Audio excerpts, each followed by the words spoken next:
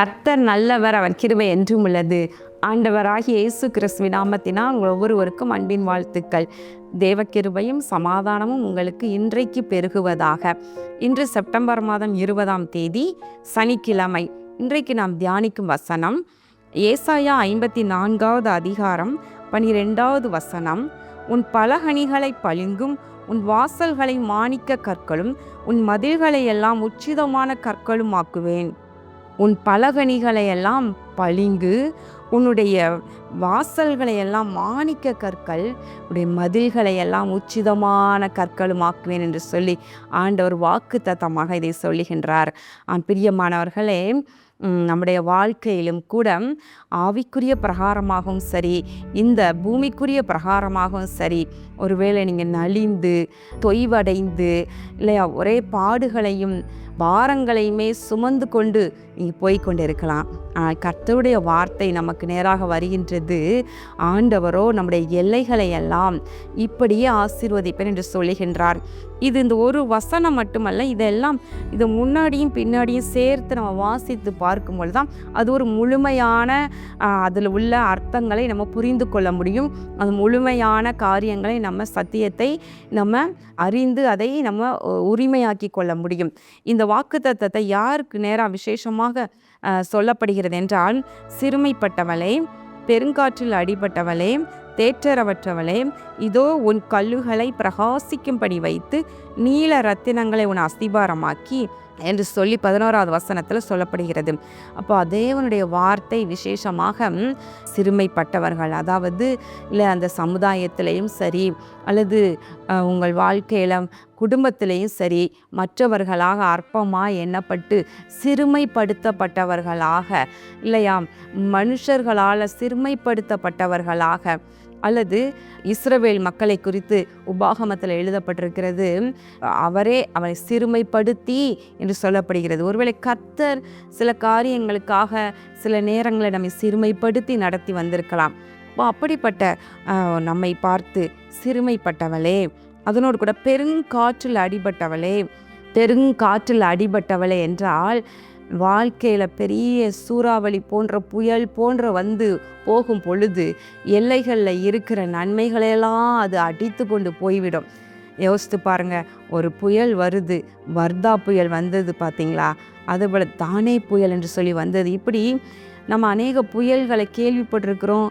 அப்போ அந்த புயல் அதிகமாக வீசுகின்ற பகுதியில் கடற்கரை ஓரமாக இருக்கிற மக்களுடைய வாழ்க்கையில் தான் எத்தனை துன்பங்கள், எத்தனை பாதிப்புகள், அவருடைய நன்மையெல்லாம் அடித்து கொண்டு போய் அந்த புயல் போன பின்பு அவர்கள் வாழ்க்கையில் வெறுமையாய் விட்டது போல இருக்கிற சூழ்நிலை வரும் பார்த்தீங்களா.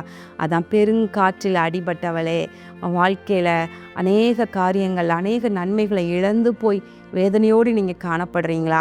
ஆண்டோடைய வசனம், இந்த வார்த்தை உங்களுக்கு நேராக வருகின்றது. அதனோடு கூட தேற்றரவற்றவளே என்று சொல்லி வாழ்க்கையில் இப்படி இருக்கிற அன்பு சகோதர சகோதரிகளுக்கு நேராக தேவனுடைய வார்த்தை, உன்னுடைய கல்லுகளை பிரகாசிக்கும்படி வைத்து நீல ரத்தினங்களை உன் அஸ்திபாரமாக்கி. ஆண்டவர் எப்படி உங்கள் வாழ்க்கையை கட்ட போகிறாராம்?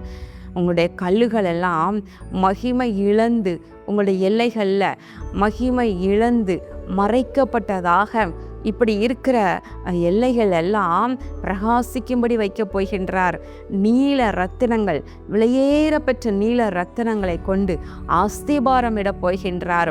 அதுக்கப்புறம் சொல்லப்படுது, உன் பலகணிகளை எல்லாம் பளிங்கு நிறைந்ததாகவும், உன் வாசல்களை எல்லாம் மாணிக்க கற்கள் நிறைந்ததாகவும், உன் மதில்களை எல்லாம் உச்சிதமான கற்களும் ஆக்குவேன் என்று சொல்லி, உன் பிள்ளைகள் எல்லாரும் கர்த்தரால் போதிக்கப்பட்டிருப்பார்கள், உன் பிள்ளைகளுடைய சமாதானம் பெரிதா இருக்கும் என்று சொல்கின்றார்.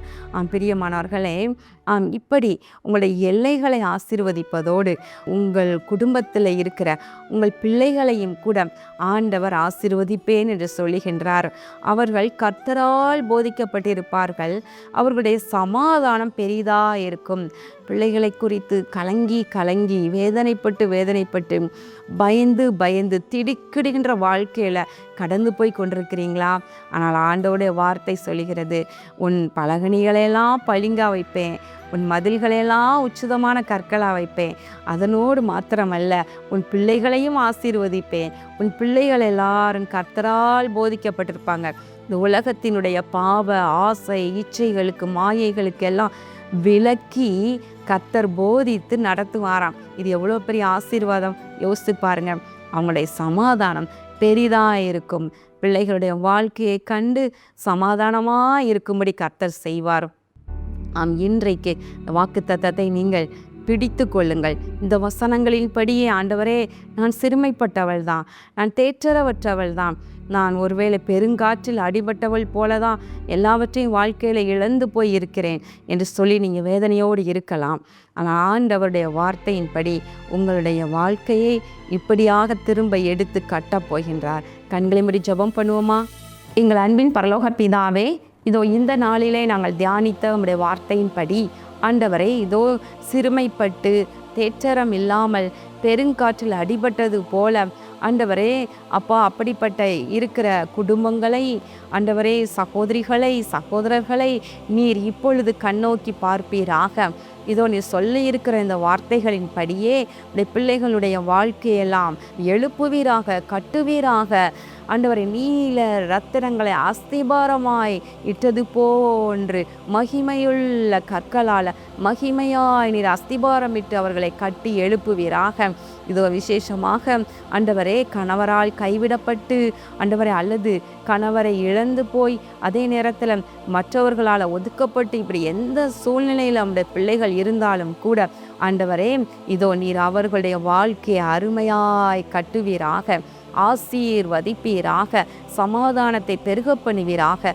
இரட்சகராகி இயேசு கிறிஸ்துவின் நாமத்தினாலே இந்த ஜெபத்தை ஏறெடுக்கின்ற நல்ல பிதாவே, ஆமேன். கர்த்தர் உங்களை ஆசீர்வதிப்பாராக. ஆமேன்.